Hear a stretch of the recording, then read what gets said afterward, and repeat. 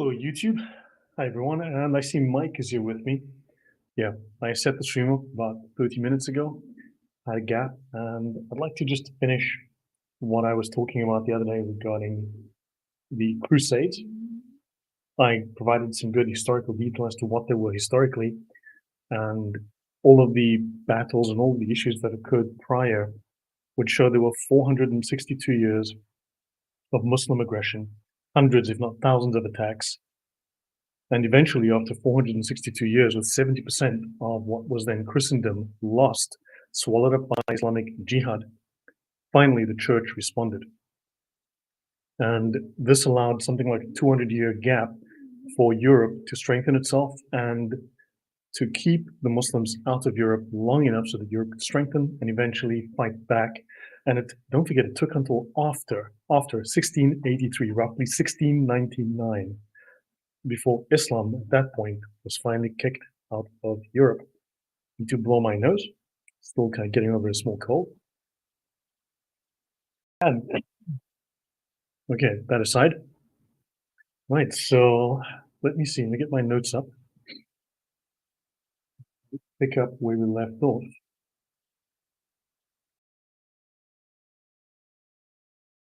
So Mike, what is the Battle of Urik? Hello, HH, welcome. Hello there, Lydia. And yeah, so we ended off with, so just go one page up. I need to share my screen. So I spent my afternoon after I finished work today. I spent the time drilling holes in the walls and hanging paintings and putting up things on walls, basically. So I had to buy a new drill and to figure out how to use it. They new cordless and not the most powerful, but I'm not going to use it all that much. So I had to figure out all the settings on that thing and drill into masonry, which is never a lot of fun. But yeah, everything is looking good. We have painting hanged, and so I've still got to do things on the wall behind me here, and waiting for a sofa and blah blah. So yeah, con el tienda del Islam. Greetings from Colombia. Great to have you. Okay, we ended here when we know that Allah helps his friends destroy his enemies. And if you're not a Muslim, you are one of Allah's enemies. Right? And of course, the Sharia teaches us unambiguously that these verses in the Quran that Muslims always seem to dispute as if they're contextual, they were actually only due to the sand people of the particular region of that particular time, and it doesn't apply to nonsense. We see the Sharia, which is eternal, teaches us these verses mean warfare for all time until Islam is established worldwide, meaning that there'll be a one world religion called Islam. Welcome. We have codename Honey Badger. So does anybody want to jump on the stream? Let me know in the chat and I can always drop the link. Okay, so let me continue. We finished here. I've only got a handful of slides I'd like to finish, but 10 more or so. Now, play the polytheists wherever you find them and take them and confine them and lie in ambush for them everywhere. Sounds a lot like what Hamas did on October 7th. But if they repent and perform the prayer and perform the prayer and pay the zakat, then set them free. You know the old saying, if you love someone, set them free. If they don't come back, you hunt them down and you kill them. At least. Anyway, so yeah, sorry, wrong topic, wrong subject. Let's move on. Okay. Still, if they become Muslims, then they're okay. But they don't, well, you know, then they have problems, right? So, and he said, fight those who do not believe in Allah, nor in the last day, who do not forbid what Allah and his apostles have made forbidden. That is the Sharia. They're referring here explicitly to the Sharia. The doctrine here is the doctrine of commanding the right and forbidding the wrong, which is imposing the Sharia and forbidding violations of the Sharia. And they speak of those who do not practice the religion of truth, the deen al-batil, right, is what we practice. This is the deen of falsehood. the deen that is vain, the deen that is empty, useless, that Allah doesn't listen to. Whereas Muslims practice the deen al-haq. Right? Technically, they call it the religion of truth. Well, we'll leave it at that. But al-batil is also one of the names of Satan. So if you don't follow the religion of truth, what's implied here, if you don't follow the religion of truth, Islam, you are following the religion of Satan by default. So if you're a Christian, you're following the religion of Satan. You're a Jew, religion of Satan. Hindu, religion of Satan. Baha'i, religion of Satan. You should get the picture. Of those who have been given the book, the Quran, until they pay the jizya and have been humiliated. Never mind humbled, it's humiliated. If you go into the status of dhimmis, if you go into like the Hidayah, we cover what it teaches about dhimmitude, about jizya, dhimmis. You're going to see that it is about abject humiliation, utter humiliation. So the flag of Portugal has 5 castles in the center that symbolize the 5 Moorish kings who were killed in the Battle of Urik. Just call them Muslims. They were Muslims. Yep, get a few games and listen to the threat incoming. And look, the threat's here. The threat's here. We just need to accept it. It's growing, but it's here. However, it thrives in the presence of ignorance. And I don't think we are that ignorant anymore. People are realizing women are starting to complain, and men listen when women complain. Women are not safe on the bus. Women are not safe when jogging. Women are not safe when walking home after work. Women are not safe with their children. Women are being molested, and we know who's doing it. This is starting to cause problems. Welcome, Edith. I take it's Edith, right, and not Edith. That must be the name, like Edith. So, welcome, Andrew. Let me see, have I missed anything? So yes, please do give us a like, share, subscribe.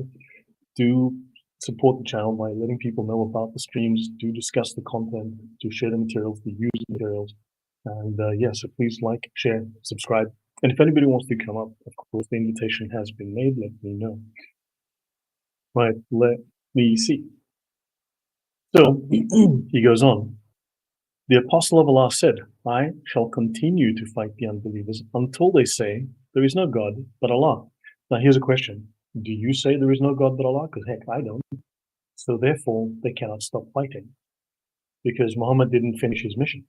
So the mission has to be finished by those who follow him. So therefore, this is not something that is contextual to the 7th century. It is happening right now. So Umar accepted the tradition of blah, blah, blah concerning the Magians. That would be, at the time, those are the Persians of the time, the Zoroastrians, and collected the jizya on the basis of the Quranic communication. So the Quran does teach collecting the jizya of those who have been given the book until they pay the jizya out of hand and have been humbled. That's Quran 9:29. And it states here on the basis of the Quran, which states that the unbeliever must be fought until they accept Islam. So this is ongoing today. Jihad has never stopped. The Crusades stopped in the 1200s, 800 plus years ago. The Jihad has never stopped. It will never stop. It must be stopped. So this is from Al-Shafi, the Risala. Now, he wrote 2 Risalas about 30 years apart. He went to Egypt, learned some new things, made some edits, made some changes to his theological, theocratic beliefs, shall we say. And of course, he's the major of the 4 mujtahids mutlaq. He's the major influence on the Sharia. Not the first, but he was very, very formative.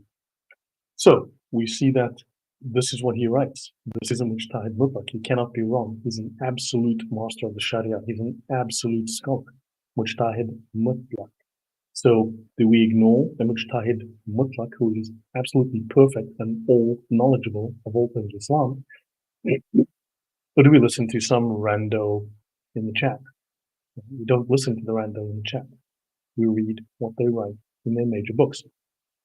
Now, to understand, these short Sharia manuals written by the Mujtahid Mutlaq tend to be fairly small, tend to be fairly short. The students then specialize in different areas, and a whole group of them, a whole bunch of them will get together and write. They're very large. So this is maybe 120 pages, let's say. It's 100 pages. Then they'll write a 2,000-page manual in great detail, which then covers all aspects of what he outlined. And they'll write this massive work on the law, and then of course someone else will write a summary after that. So typically you have the foundational outline, the Sharia manual, and the summary. Yeah, jizya is war tribute, nothing more. Yeah, and dhimmis are prisoners of war, quite bluntly. Okay, let me see if I missed anything.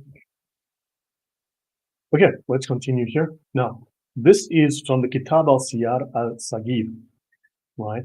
And notice it says here 100 great books of Islamic civilization.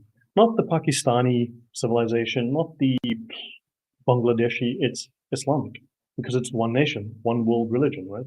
One people, one belief. You work it out. And it's called Muslim international law, not Pakistani international law, not Canadian international law, Muslim. This is why we have CARE, the Council for American Islamic Relations, relations with the whole Islamic world, not with Egypt, not with Pakistan, Bangladesh, but with the Islamic world, because this is common to all of Islam. This is not an aberration by one group. This is what Islam as an assembly, as a community wants. Islam is communal. I mean, few people realize it, but it's communal. Think communism, right? So they speak here of, in this book, and it's 100 great books of Islamic civilization. So there have been various projects by various governments, Pakistan amongst them, Qatar and others, to take the most important books of the Islamic civilization, in this case, what they consider the 100 most influential, most critical, most necessary books, which are written in Urdu or written in Arabic, and they are translating them into English or other languages that are common, like English being the most common language. The reason being that most Muslims do not speak Arabic. Only at most 15% of Muslims speak Arabic, so they need these in other languages. So that's why when the Reliance of the Traveler was translated, it is the first major, well, not the very first, but let's say it's a major Islamic reference manual that was translated into English for that very reason, because it's a critical manual. It's think how much effort and time went into that, because they needed to get a good manual of the Sharia into English. So they take the time to find the best ones and they translate them. So this is one of those projects. So these books cannot simply be dismissed, because some government spent a lot of money specifically choosing these books and then translating them for good reason. So, and of course, Muslims will just gaslight and deny. Yeah, exactly. Islam's universal. Communists, exactly. Think about it. Catholic means something similar, right? The Catholic Church doesn't have an army. I know someone's going to go, but Lord, the Jesuits, and my reply to that is, please stop being stupid. Now, moving on. Let's see. No, but it's communal, daily COVID. There's a communal element, and you'll find there are elements like with the way the Sharia works. You'll find the same in communism, the way the ideology works. You'll find great deals of overlap. I'm not saying that they necessarily the one came from the other, but the ideas, the parallels are crazy once you start to look into them. Okay, so the Kitab al-Siyar al-Sagir, Muslim International Law, and it says the army's treatment of the disbelievers, chapter 2. Now, this is a religion. I'm not sure why they're talking about armies and so on, but great. When the Muslim army fights against the country where the message of Islam has already reached, it is good if they are again invited to accept Islam. But it doesn't say that we were invaded by it. They said, no, when we go to war against those non-Muslims, right? But if that is not done, even then there is no harm. Hold on, wait. You're supposed to, according to the Sharia, as we read before, you're supposed to invite them to Islam, and they give them the choice to enter into Islam, to become Muslims. And, you shouldn't do that because it's a grave sin. And then we realized afterwards, stated in the Sharia, in the previous episode, that, but if you don't do it, it's okay, don't worry about it. In fact, it states, look, do not kill women, do not kill children, but if you kill them, it's too bad. They weren't Muslims anyway, who cares? It'll say don't chop down trees. That's not nice, but fuck it, if you have to, just do it. Whatever. Don't kill the women. Don't kill babies. Really, don't kill babies. But if you have to, it'll state bluntly in the Sharia, if you do murder babies, if you do murder women, well, there's no punishment. Why is there no punishment? Well, because we can't have punishment or threats of some kind of pain on our soldiers, inhibiting them from doing what is necessary to impose Islam on these dirty Kafirs. Now, can we? You'll find that is explicit within the Sharia. So if you do attack them, do invite them to Islam. But if you don't invite them to Islam, don't worry about it. Don't worry about it. It's okay. So there's no harm. You see, it's okay. If you don't do it, that's fine. And if an ambush is made against them, the disbelievers, in the daytime or during the night, without inviting them to Islam, it makes no difference. So Islam has rules of war. Muslims love to say Islam has rules of war. Has rules. We're the most moral army. We have the most moral rules of war. But it explicitly says if you break those rules, it's okay. Don't worry about it. Just I mean, ask yourself. Should I should I go rape a teenager and a young girl in Britain or have a burger? Viewers can't decide. That's the choice Islam leaves you with. So yeah, that's pretty much what. Yeah. So moving on, section when a group of the guaranteed citizens, that's what they call the dhimmis, break the covenant, right? A guaranteed citizen of the people of the dhimma. When the guaranteed citizens break the covenant along with their women and move away to the territory of war. Now, what's the territory of war? Well, do you live in a Muslim country? No, you don't. Well, then you live in the territory of war. Does that mean you are making war on Islamic countries? No, of course not. It means they must make war on you. This is Islamic international law. I mean, it can't be wrong now, can it? Allah doesn't make mistakes. Muhammad's perfect, remember. So you live in the territory of war. I live in the territory of war. Where do you live? The UK? That's the territory of war. Oh yeah, and pretty soon it's going to be the first Muslim country in Europe in Western Europe with a nuclear arsenal. Yeah, yeah, Sweden ready to become Swedenistan. I can tell you they break the first-hand knowledge. Yes, exactly so. In Denmark, the Council of Copenhagen have allowed Muslims to play the Quran on a loudspeaker in the city center. They do it to provoke. And yes. No, look, this is making me nervous, you say, Pete. Well, truth is important. We have to know what we're dealing with, don't we? But look, the facts, the truth. Sunlight is a really good disinfectant. So when this knowledge starts to get out there, as this knowledge starts to build, they can't hide anymore. They can't lie. They can't deceive. They're getting away through deceit, and they're getting away with what they're getting away with because we haven't even started fighting them. We haven't even started opposing them. It's not that we're weak. We haven't even begun to fight back. We're in a war and we don't even realize it. So, yes, these books are the best of Islamic culture. So why many Muslims don't like them and others don't know about their own sources? Well, it's Islam, right? No one said it made a lot of sense. But yeah, Muslims don't like them because they're embarrassing, because you know about them. Not because they don't like them, because you know about what's going on here. Now, they speak here of if the apostates get power and force in their area, which becomes territory of disbelief. Oh, so where apostates are, that is the territory of disbelief. And then they move away to the territory of war. So the region where apostasy becomes rife is the territory of disbelief. And then they run away to Sweden. Sweden is the territory of war. What do? You go there and you kill them. Ask Salwan Nomika. Now, he wasn't apostate, but he was living in the territory of war, right? And he was making war on Islam. And what is it to make war on Islam? It's to reject Islam. It's to reject Muhammad. That's war on Islam. And yeah, you know what the punishment for anything you do wrong in Islam is, right? Don't have to tell you. So let me see. Have I missed anything?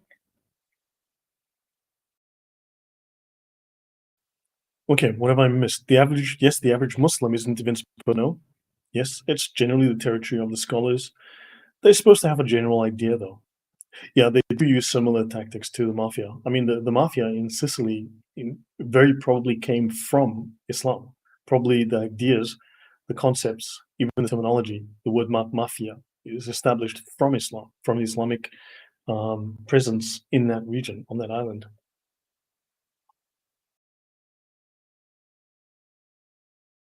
Okay. Oh, man, the comments are moving at quite a pace here. Yeah, we need to oppose at every point. We need to speak up. We need to just seriously, make a noise. Make a noise. Speak up on social media. Don't be silent. Speak up. The more you speak, there's more of you than there are of them. If you think about it, everyone goes, well, there's 2 billion Muslims. Yeah, well, there's 7 billion people who don't like Islam. So yeah, you generally outnumber them. So don't worry about it too much. Okay, let's continue what it says here. They speak of the people of justice, right? The Muslims. And they speak of the people of rebellion. That's you in general, and that's those apostates in specific. They speak of guaranteed citizens. That's the dhimmis who are paying them money. Are you sending aid to Hamas? If you're the US, well, luckily that's coming to an end now. But yeah, otherwise you are dhimmi. Are you paying welfare to Muslims in your country? Well, you're a guaranteed citizen paying your jizya like a good little dhimmi.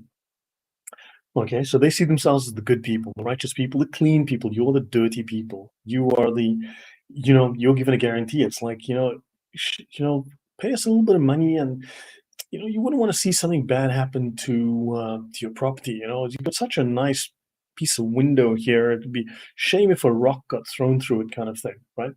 And they speak of prohibitions of warlike operations during the sacred months has been abrogated. Oh my. So the Quran seems to be correct, Quran 9:5, that prohibition of warlike operations during the sacred months has been abrogated. They can make war during the sacred months, the month of Ramadan. And it says, slay the polytheists wherever you find them, Quran 9:5. So that's what Islamic international law teaches us, that warfare is okay. They are at war with you. You live in the territory of war. And shame on you for making war on Islam by not becoming a Muslim. You nasty war criminal. Are you a Muslim? No, then you're a war criminal. You're fighting against Islam. Shame on you. Shame on you, you war criminal. You're no better than pick the name of your favorite war criminal. Yeah, backward ideas for righteousness. Yeah, mafia tactics are Islamic tactics. And that's pretty true. Okay, so what are you guys learning from this? I mean, what do you get from this? Hopefully this gives, those of you on you, welcome. Hopefully it gives you an insight into Islam based on the most authoritative legal sources. The Sharia is where the rubber meets the road with Islam. It's the final interpretation of all things Islam. Daily Corbett says, I never imagined such an evil could exist. It was also a shock for me, brothers, what it is. Yeah, no, the first time I read these things, it was shocking for me years ago when I started discovering these things and reading them, collecting these books. So now we're looking at the Hidayah. This is volume 2, page 139, links in the description. This is Siyar. Okay, now this is from where the term Sira comes from, right? The Sira are the biographies of Muhammad, which is nice, but the term Sira really means the wars of the Prophet. So his biography, his Gospels, as we look at the Gospels of Jesus, right? Jesus didn't lead any divisions into battle, didn't order anyone murdered. Muhammad did.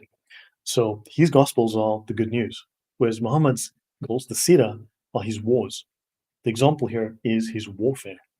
So the institutes, now Siyar is the plural of Sirat, which in its primitive sense signifies regulation in matters of spiritual and temporal.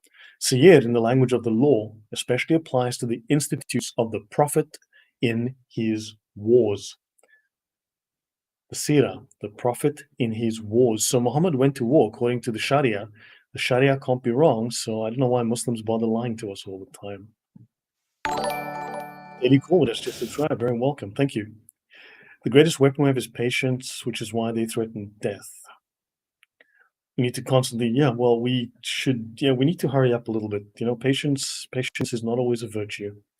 Yeah, so now notice, you can see here in the introduction in this book too, we've got of the manner of waging war. Now you've got a religion teaching how to wage war. It actually is a warfare instructional manual, quite literally.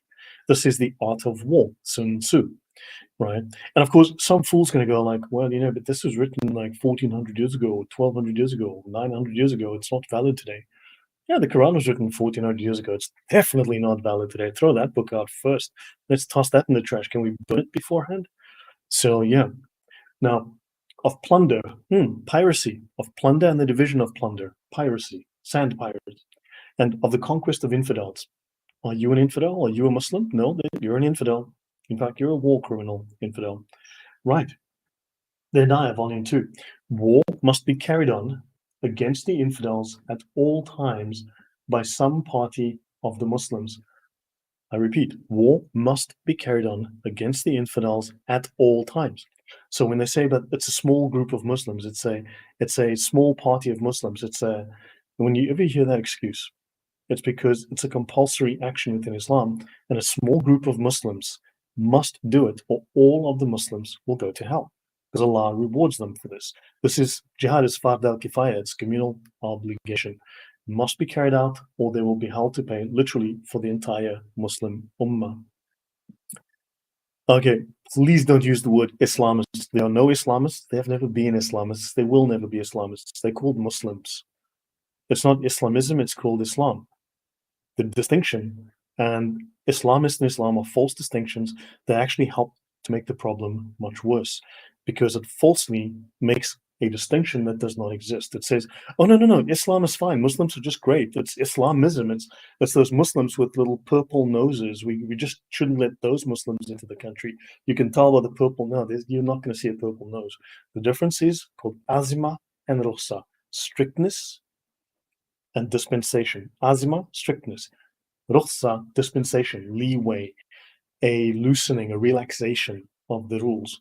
And under Azima, a small group must follow the Sharia strictly. So these people are just following Sharia strictly. And people who use the word Islamism and who use the word Islamist are part of the problem. Now, it's another word, another fake word like Islamophobia. And those who want to abide by that are simply aiding the Muslim cause. So then the question you've got to ask is, are you part of the solution or part of the problem? Because if you don't use the words Islam and Muslim, which is what it is, then you are part of the problem.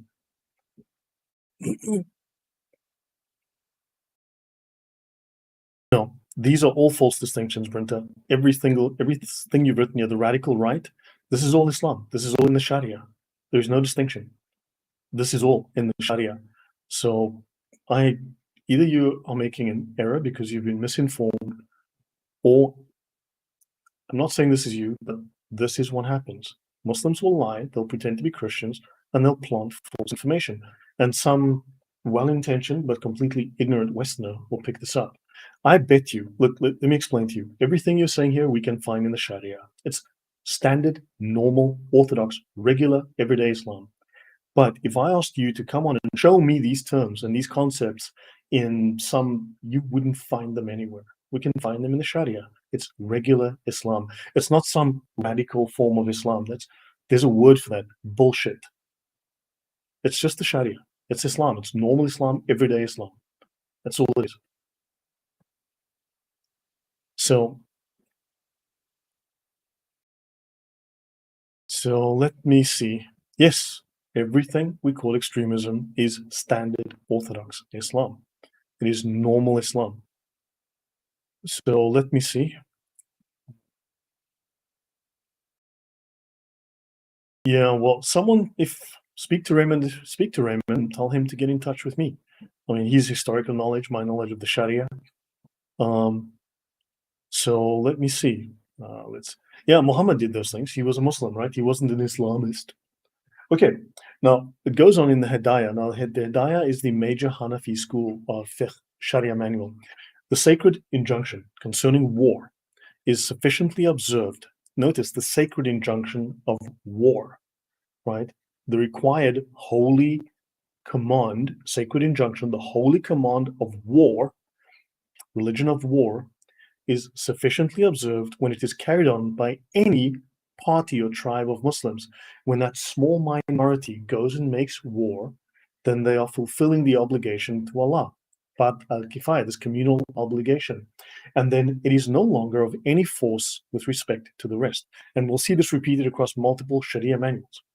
So then as long as a small group like ISIS is out there murdering people, or as long as some guy in London is killing people on a bridge, or 2 or 3 guys with balaclavas in Belgium are busy shooting Westerners on a subway with AK-47s, then the requirement to do so is absolved from the sweet little grandma next door. But if no one else was doing it, then grandma needs to go find herself a little vest and some bombs to put on it, and she needs to take a walk to the subway. It is established as a divine ordinance Oh, Allah wants war. By the word of Allah, and Allah has said in the Quran, slay the infidels. Okay, they've got a little cross here, which tells us to go down and have a look. And we'll see that that means slay means to kill, right? So we'll get to all that. And also by a saying of the Prophet. So the Quran says Muslims must kill the infidels. That's in the Sharia. That's not some rando making it up. That's the Sharia. And war is permanently established until the day of judgment. My golly, war is permanently established until the day of judgment, meaning the ordinance respecting war, the command, the order of conducting permanent warfare is established in the Quran, and it is a saying of Muhammad. The observance, however, in the degree above mentioned suffices, well, as long as a small minority, a small group of Muslims are busy, jumping on buses and blowing themselves up, because war is not a positive injunction, as it is in its nature murderous and destructive, and is enjoined or commanded for the purpose of advancing the true faith, Islam. Warfare in Islam is permanently established. Killing the infidels is permanently established for the purpose of advancing Islam, for the purpose of advancing this true faith, which is advanced through murder. I hope it's clear what you are learning here. And they speak of meaning the jihad fard, or ordained war, the compulsory war, ordained war, commanded war. It's ordained in the Quran, it's ordained by Allah, it's ordained by Muhammad. Enjoined or commanded in various passages of the Quran to be waged against infidels. It is termed the Holy War. Okay, I guess that clarifies that. Let's continue. And they speak of Muslims making war. The obligation is no longer binding upon the rest, in the same manner as in the prayers for the dead, because you have Fard al-Ain and Fard al-Kifaya. You have personal obligations versus communal obligations. So as long as a small minority, including the imams, are conducting these communal obligations, then the crime of non-performance doesn't fall on the rest. So if, however, no Muslims were to make war, if no Muslims were to go out with their AK-47s in Belgium, as they did today, and start shooting people in the subway, then the whole of the Muslims would incur criminality of neglecting it. You see, it's a crime not to commit murder in the name of Allah. Why are you letting this into your country? This is what the Sharia teaches. I believe this is unambiguous. And any questions, any thoughts? So you know what? Here's the thing, though. I spent a lot of my life in the Middle East. I spent a significant amount of time in the Middle East. I've traveled extensively across the Middle East. I've worked, been places, seen things, had a great time, etc., etc. People really just need to stop reading the Quran for a month or nine. Okay, stop reading the Hadiths. Give that up, because if you're going to stay at the bottom rung of knowledge, you're going to remain at the bottom rung of knowledge. Start reading the Sharia. If you want to know Islam, read the Sharia. Honestly, because you're going to find a hadith that says, be nice to people, and you'll see one that says, be nasty. And then you're going to go, hold on, but the Quran says here, be nasty, or the hadith says, be nasty, and the Muslim will just quote you the other one that says the opposite. And where do you go? The Sharia, there's no nice Sharia. There isn't one. It's the final understanding. So really, stop playing their game. Muslims have indoctrinated Christians to have debates according to the rules that Muslims have set up, so they can lose with dignity. At least I acted with dignity and I lost. We were lied to, but at least I told the truth, even if we lost. And oh my gosh, they're going to rape my daughter. Oh, well, too bad, but at least I'm going to have my dignity. So really, maybe you want to focus on the issues, focus on the things that matter, focus on the knowledge that is going to matter, right? I mean, there's far too many people who know the Quran and know the Hadith, and so what? It's like, it's basic knowledge. It's baby level knowledge. Even Muslims know that, right? Yeah, Muslims are so afraid for non-Muslims on the Sharia. Yeah, why do you think I can't get those Muslims to come on here and discuss the Sharia with me? It's fascinating stuff. Okay, so let me see. Yeah, let me see if I've missed anything.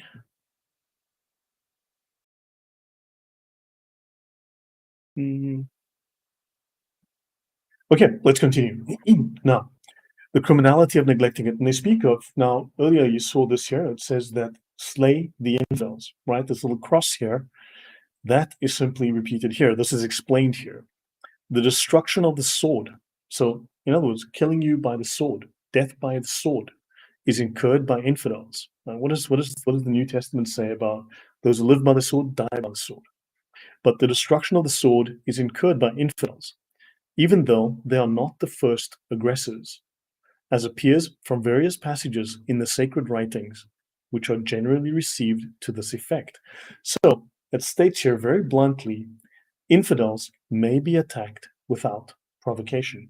So when Muslims tell you, but no, it's all defensive jihad, it's all defensive war, they would defend, no. The Sharia explicitly teaches infidels may be attacked with no provocation. Muslims are meant to shoot and hit first.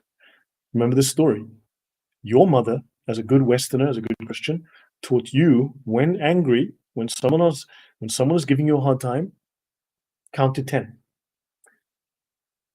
The kids who live under Hamas and groups like that, those Muslims are being taught when you feel annoyed, count to 3. See, so he's going to hit you first, a long time before you get to 10. Do understand the difference.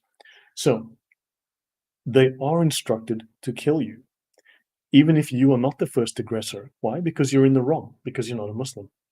Therefore, there is no protection for you, and you are making war on Allah. So therefore, they are fully justified to kill you right there and then, as this states. Why am I reading this wrong? Luckily, infants are not obligated to make war. Okay, so war is not a duty required of infants, thank heavens. Although infants can report for a sexual pleasure to the nearest adult male who wants to marry one. That is permitted, however. I have covered that at length in other talks, but yeah, at least they don't have to go to war and die. And then they speak here of qatal, okay, meaning war in its operations, such as fighting, slaying, war. They mean real war, as in killing people. So there's no confusion here. Now let's go through the Hidayah. Okay, let's see. Yeah, it's amazing how you're not seeing the anti-war people protesting Islam, right? Now, I do apologize if I upset some of you by being blunt, but the problem is that people are dying. You are losing your countries. Girls are being raped in the hundreds of thousands, if not in the millions by now, in the UK. And yeah, everyone is still trying to figure out, well, but Quran 9:5 says, look, you've got an entire playbook. For instance, if you want to debate the Quran is really, really, really important, you'll go, the Quran maybe has, I don't know, one sentence on chopping off of hands. Okay, so then write me a 60-page essay. Do that. Write me a 60-page essay on that, detailing all of the examples and all of the legal stuff and all, various scenarios and all the things the imam has to do and the different types of the crime and how the thinking applies to that. Just write me a 60-page essay on the chopping off of hands, which is in like one sentence in the Quran. And I bet you're going to have a really hard time doing that. But I can find those 60 pages in the Sharia, which will go into great detail, more detail than you ever realized existed, on what it means exactly in that. When that became a law, the chopping off of hands, of amputation, we can go into a huge amount of detail. So the Quran, you can quite literally throw it away because it's no longer that necessary, because what is relevant of the Quran, what is not abrogated of the Quran, is found in the Sharia. Just get it there. What is relevant of the Hadith is found in the Sharia. So yeah, you can play in the shallow end of the pool, or you can actually get to know Islam, read the Sharia, right? So let me see, am I missing anything? Yeah, Starmer, yeah, Keir Starmer, Keir Stalin, yeah. Let me see. Okay, now, on the manner of waging war. Okay, so the Sharia of this peaceful religion teaches how to wage war. Infidels must first be called upon to embrace the faith, except when you don't. Then it's okay. I mean, you must, but you should, but you don't have to. It's okay. If you don't, yeah, don't worry about it. When the Muslims enter the enemy's country, it doesn't say when they invade you and you defend yourself. It says you go and fight them. You enter their country. When you besiege the cities or strongholds of the infidels, it is necessary to invite them to embrace the faith. Because Ibn Abbas relates of the Prophet that he never destroyed any without previously inviting them to embrace the faith. If they embrace the faith, it is unnecessary to make war, because that which was the design of the war is then obtained without war. So the whole point of warfare was to make you become a Muslim. The whole threat of warfare, the threat of losing your livelihood, spilling your blood, enslaving your family, burning your house down, taking your fields, taking all your possessions, leaving you destitute, making you a slave. All of that, the whole point of the entire enterprise of Islam, this criminal enterprise of Islamic Jihad, is to make you a Muslim and to frighten you into giving up and becoming a Muslim. Do you understand? It states it in black and white here. So the whole design of the war is then obtained without the war. The Prophet, moreover, has said, we are directed to make war upon men until such time as they shall confess there is no God but Allah. And when they repeat this creed, their persons, their lives, and their properties are protected. Like the mafia will protect you if you pay them a little bit of money. If they don't accept the call to faith, they must be called upon to pay the jizya, or the capitation tax. And if you don't, then you decapitate them. The Prophet directed the commander of his armies to do so, and because by submitting to this tax, war is terminated. We'll take your money then. See? So, and it says upon the authority of the Quran, and if they pay, they're safe. And if they refuse, then they must pay tribute. If they refuse, they must pay tribute. Right. See, have I missed any good comments? Let's continue here.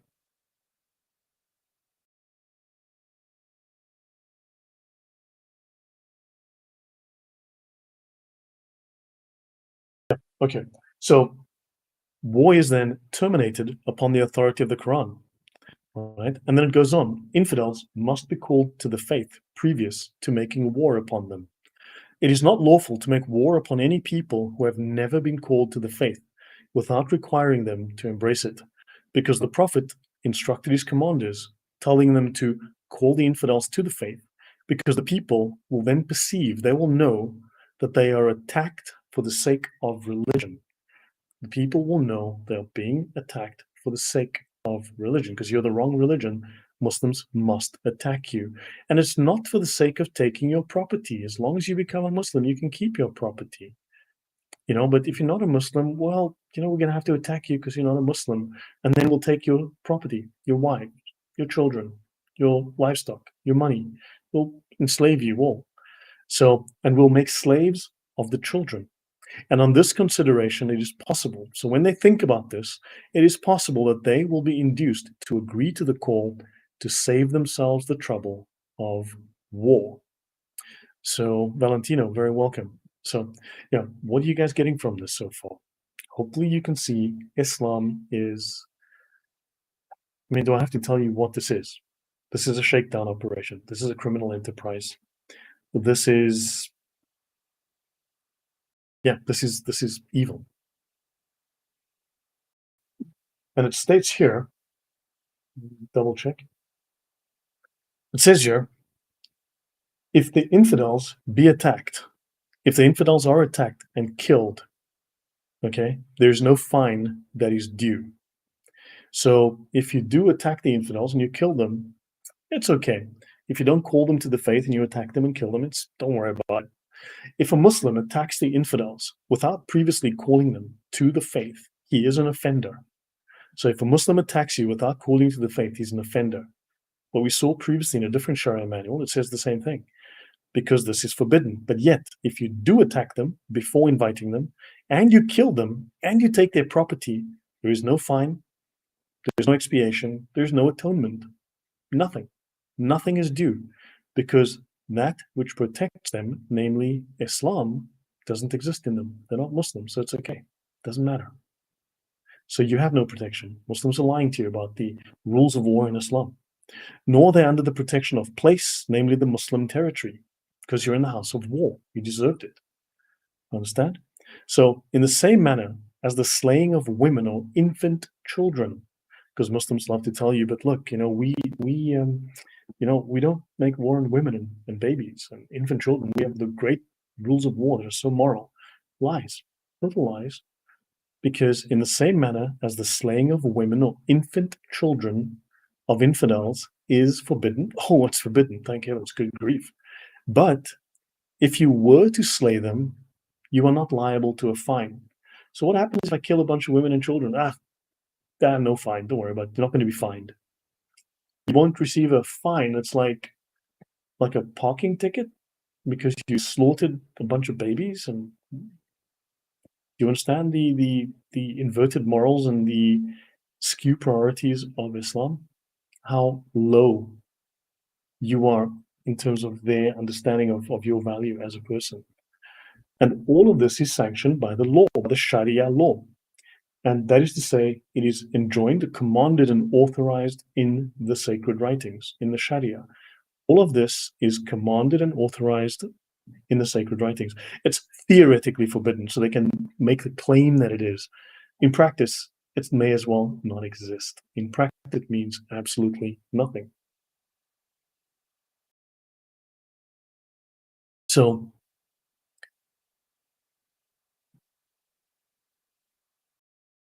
let me see. So let's continue. Right now, Fiqh Sunnah, page 221 to 226. Let me see if I can find that book. And let me see Fiqh Sunnah.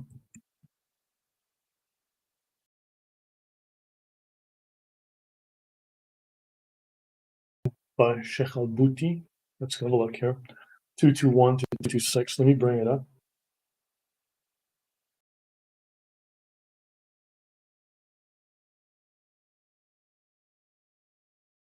C 221.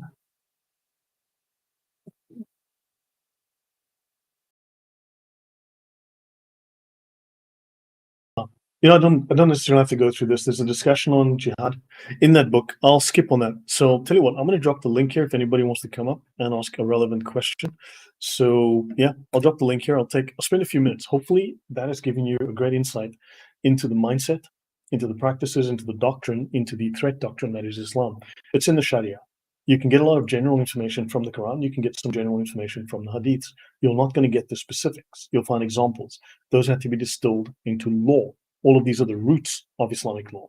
They're the sources of Islamic law. They're not Islamic law itself. Islamic law is a lot more detailed. As I said, we can go to 50 something pages of discussion just on amputation. You're not going to find that in the Quran. You will find it in the Sharia. So let me see. Yeah, when they say the rate of zakat is higher than the jizya, then why would anyone convert? Exactly. Yeah, let me see. So, yeah. Now, they'll lie about anything and everything. It's legal to lie. In fact, it's obligatory, compulsory to lie in Islam. So, yeah, anybody wants to come up and ask one or two questions, I'll leave the floor open for a few minutes. Of course, they lie about it. It's obligatory. It's compulsory to lie about it. And okay, yeah. So I didn't prep this one because I didn't check the slide. I didn't prep on that. I can also have a look at what the Fiqh Sunnah does tell us. And if it's 221. The legitimacy of fighting Islam was not firmly established until after the Prophet's emigration to defense of Islamic mission. Let me see. Unless I just go to 221.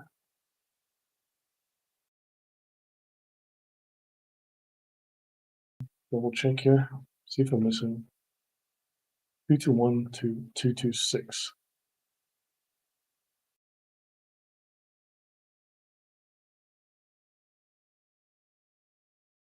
Okay, so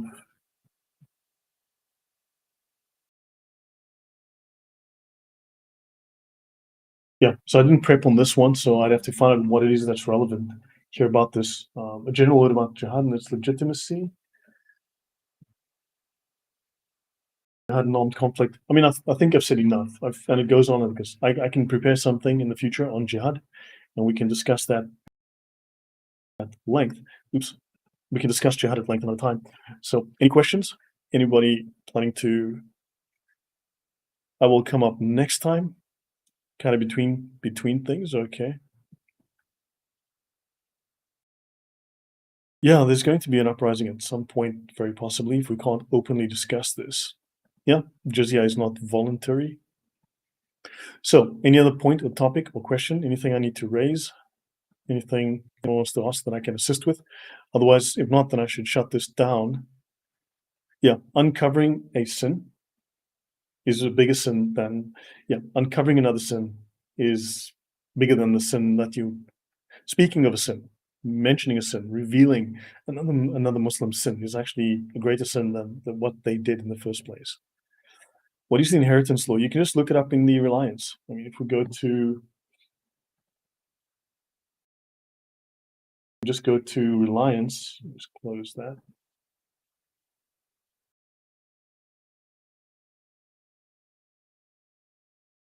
So you can just go to inheritance in the Reliance of the Traveler. Just go to inheritance right there, page 460. So the killer does not inherit, it tells us, and so on. But then we can go to 460. Let's go look for page 460.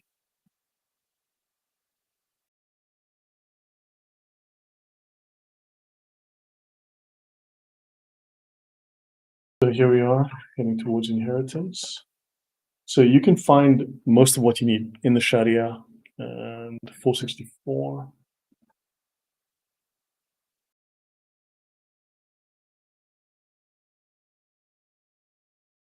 And it starts here. So this is inheritance. Okay, starting here. Inheritance, you can see you're going to find a lot of information. So inheritance, and you can see with just the index alone is like one page. That's a lot of stuff. What else does it say? Slavery, inheritance. You can inherit slaves. Uncertainty as to who died first, the estate, division of shares, the maths that doesn't math. Husband share, wife share, father share, mother share, daughter share, following persons eliminated by intervening heirs. Sons, daughters share, sisters share, paternal half sisters share, full sisters share when the daughter exists. Grandmother's share, okay, great stuff. 2 pages so far. Who eliminated the eternal maternal half brothers share? Yeah. Yeah, so like you can just continue with this and it goes on. Uh, yeah, so you're looking at 2.5 pages of the just the index discussing this. So you can learn all about inheritance and read it there. I think I read it a long time ago. It's not like it's burning necessity to discuss. Yeah, but you can find slavery in the Hidayah. You can find it if you go into the Hidayah, links in the description, you will be able to get it. Um, I mean, they're allowed to lie to benefit Islam. As simple as that. They're general rules. They are very general rules. So they're allowed to lie to benefit Islam. And you can do things that can benefit you as a Muslim as well. And you are unworthy. So based on your low status, why would they want to see you succeed? Because Islam needs to be uppermost. So there's lots of general rules that give them the impression that they can do whatever they want as long as they succeed. And the ends justify the means. Well, yeah, it's so simple. Yeah. So what else? Would you be willing to do a collab with more famous YouTubers? Look, AP has insisted. I know we share common mods, and I know his mods have spoken to him about me numerous times. He refuses to talk to me, refuses to engage with me for whatever reason. On top of that, one time he was asking for an expert on the Sharia to come on the show to do a talk, and then several people, including his mods, recommended me, and he changed his mind and decided not to do a talk. That's what I was told. And I have seen, and I've been sent screenshots by various mods and others that where they're talking about the Sharia or whatever it is, they'll raise a point, and then several people will do $5, $10 super chats, which they'll bring up, and it'll say, you need to get Lloyd on to talk about the Sharia, or Lloyd can answer that question. He can go into the Sharia and discuss it. And then they'll go, never heard of that guy. Don't know who that guy is. Never heard of him. Gee whiz. Well, anyway, have a nice day. Moving on. So you explain that. I have no idea what the problem is, but they, for some reason, will not talk to me, doesn't want to, pretends he's never heard of me, I don't exist. And you can see it, like he gets another super chat and never heard of me, but he might have heard of me 10 minutes ago, but might have heard of me a year ago, 2 years ago, might have had numerous of his mods send messages to him. But So I have no idea what the problem is. So you explain it. I can't. So, yep, that is the case. That is definitely the case. So I've actually got someone coming next week. He's a well-known person, or reasonably well-known person in Sweden, coming on to talk about this. I've also reached out to a Swedish politician that someone asked me to reach out to, but I doubt they'll get back to me. So maybe I do. I mean, maybe I do. I mean, it's like a lot of people base their knowledge on the Quran and Hadith, and I mostly don't care about those sources. They're not that relevant to me. The Sharia is far more interesting, far more detailed, far more specific and explicit and direct with all of these things. And the Sharia explains, the explanatory value of the Sharia is far greater than all of these other sources that ultimately were, used to form what became the Sharia, the final source. AP, apostate prophet, apostate prophet. So